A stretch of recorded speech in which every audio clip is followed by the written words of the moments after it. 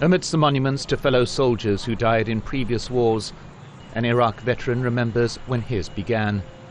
Jeff Millard's National Guard unit was the first deployed into the rubble of the World Trade Center on the day the towers fell and determined his future. 9/11 became the reason why we did everything. So if there was a ruck march, we were rucking because of 9/11. If we were doing a parade, that parade was because of 9/11. And Jeff Millard went to war in Iraq because of 9/11, because that is where his leaders had said the enemy was. There is no doubt that Saddam Hussein now has weapons of mass destruction. The British government has learned that Saddam Hussein recently sought significant quantities of uranium from Africa. But a few months before, Ambassador Joe Wilson had investigated this claim at the request of the CIA and determined it was false. Information at odds with that being used by the Bush administration. A senior official at the State Department told me flatly, if you want this to be corrected, you're probably going to have to write the story yourself. So I sat down and did. The article in the New York Times received a ferocious response from the Bush administration, not just against Joe Wilson.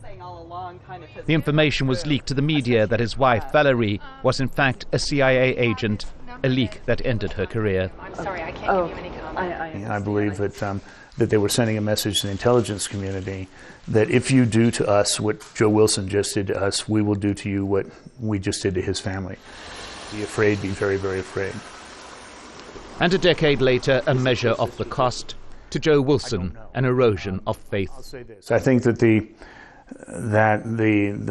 myth of the United States of America globally has been that we were a nation of laws and a nation that had a sense of what was morally acceptable. It would support human rights, who would support individual rights, support freedom of the press. Now I believe it's harder to make that case. For Jeff Millard, a cost measured in Iraqi and US lives. Well, let me say first that the biggest cost for me when it comes to connecting 9/11 to Iraq is how many of my friends died in Iraq. It's how many of my friends have permanent disabilities like I have from Iraq. And he says the administration linked 9/11 to Iraq because it could. We lost 2,000 people in a matter of a couple hours. That's too much of a connection. And then the constant media coverage of something like that just seared it into us. Every American out there, and most people worldwide, have a gut reaction to 9/11. So it's the perfect selling point. And looming amidst the ghosts of soldiers past, a somber thought on this anniversary, that in the tragedy of 9/11, there were those who also saw opportunity. Mike Hanna, Al Jazeera, Washington.